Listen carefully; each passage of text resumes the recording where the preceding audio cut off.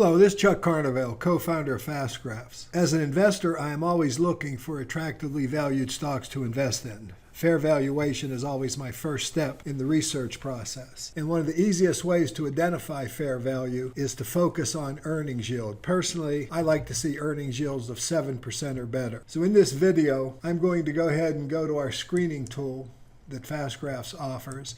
I'm going to click to customize the screen, and then I'm going to pick earnings yield, and I'm going to use my minimum threshold of 7%.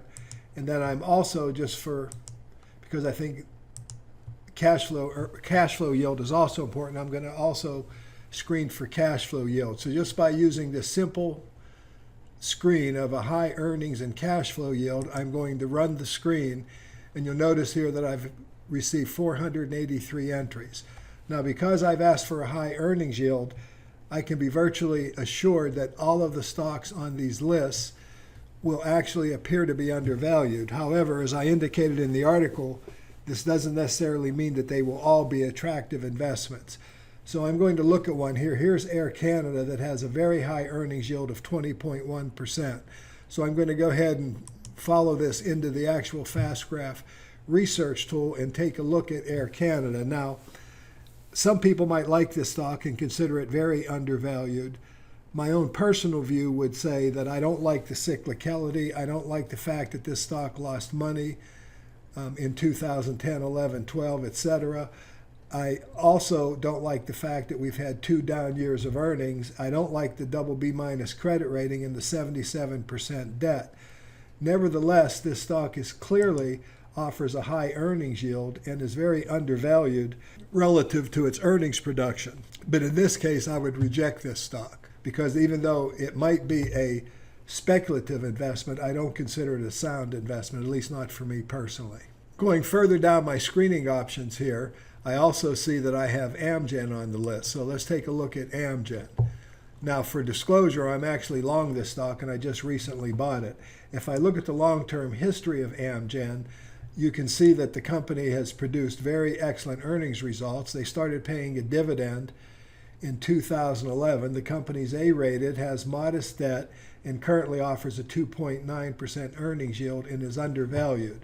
So in this case, I thought this was an attractive investment, and it did meet my threshold of having an earnings yield above 7%. But as I stated, earnings yield is not the only metric that you need to look at. So next I'm going to look at Affiliated Managers Group, which also has an attractive earnings yield. This is more of a growth stock. It has a very interesting long-term history. You can see a real high correlation of price to earnings, and the stock does look undervalued at this point. And it does have a BBB plus rating and only 28% debt. So that's investment grade, but this would be more of a growth stock. And I would consider this attractive looking and worthy of conducting further research on. But my initial screen was for fair value. Now what I'm doing here is I'm just going and looking at stocks throughout this screen that have relatively high valuation. So I'm just arbitrarily picking companies here. The main thing I want to point out is by screening for a high earnings yield, I did get stocks that were all under the orange valuation reference line. But as I pointed out in the article, that doesn't mean they're a good investment. Here's Atwood Oceanics, and as you can see, earnings have collapsed. The stock price has collapsed.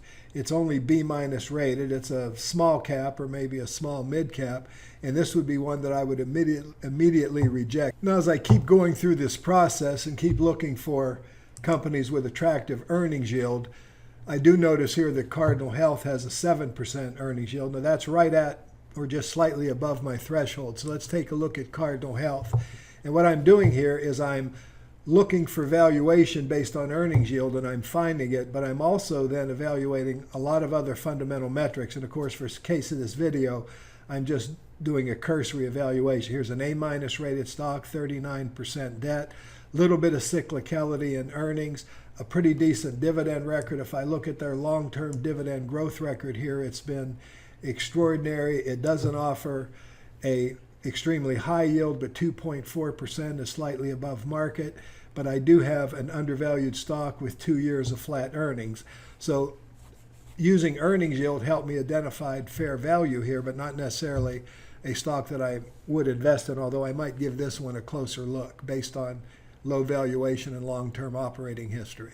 However, in order to illustrate this importance of earnings yield as a valuation metric, but also to point out that it's not necessarily a good investment idea, I'm going to take a look at Chicago Bridge and Iron. As you can see, the earnings yield is 22.7%.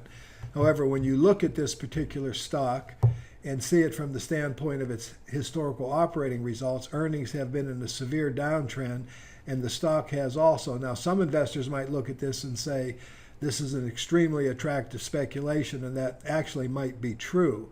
But the reality of it is, I'm a little more conservative than that. I'm looking for a more consistent operating history, and I like stocks that are growing their earnings currently, but are also undervalued. So I would personally reject Chicago Bridge and Iron, although I would argue that it might be an interesting speculation for the more aggressive investor. And as I continue to go through these screens and go from one screen page to the other, I come across Whirlpool here with a 7.7% earnings yield. That looks pretty attractive. The company's BBB rated, has modest debt. Of course, it's one of the leading appliance makers in the world. Its earnings growth has accelerated recently. It is clearly below the orange line and even in line with a normal moderate PE ratio, that the historical PE ratio that the market has applied. So this might be one that would catch my attention, but I'm not just looking at earnings yield. I'm also looking at all the other fundamental metrics, as I mentioned in the article. Now at this point, I'm going to look at some additional metrics that I might add to refine my screens a little more. So I'm going to go to the estimator here portion of Fast Graphs, and I'm going to look at estimated earnings growth, and I'm going to look for 10% or better. Now I had 483 entries on my initial screen. Now as I run the screen looking for earnings growth of 10% or better, I'm now down to 107. So as I look over this list, I'll go ahead and look at AutoZone, a 7.3% earnings yield, right at my minimum. And it does have forecast earnings growth of 11%. So I'll go ahead and take a look at AutoZone. And if I was looking for growth, I would look at this stock. The operating history has been impeccable. It has traded at a 15 normal PE. It's BBB rated, but does have a significant amount of debt. So again, in addition to just looking at this undervaluation based on earnings yield, I'm also going to look at a lot of other factors. I like the operating history. I don't like the debt. So I'd have a decision whether I wanted to look at this further if I was looking for a growth opportunity, for example. And just to kind of add some additional clarity to this video and presentation, I'm going to go back into the general and current screen here. Since my primary focus lately has been on dividends, I'm going to add one additional screen. I'm going to look for dividend yields of 2.5% or better, which is kind of my minimum threshold. But I'm still relying on earnings yield to identify fair valuation. But now I'm looking for stocks that pay a dividend. So now I'm down to 36 entries in this category. And the first one that comes up is AbbVie, a stock that, for disclosure, I'm also long on. And it is, a spinoff from Abbott Labs.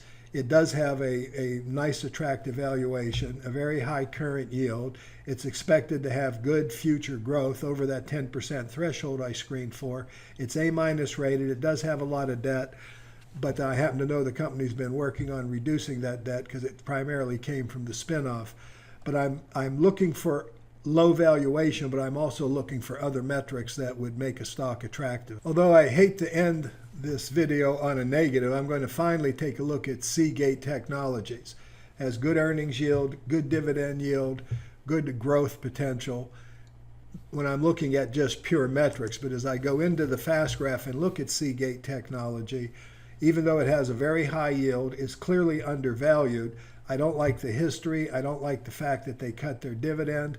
I don't like their BBB- rating. I don't like their 74% debt. But the stock does appear to be undervalued based on the earnings yield metric. So I use this metric to identify value. But as I pointed out in the article, I then go further than that and look at a lot of other fundamental metrics as I continue to go through a more comprehensive research and due diligence process. But I will immediately reject companies if they don't meet my personal criteria, even though their valuation is sound.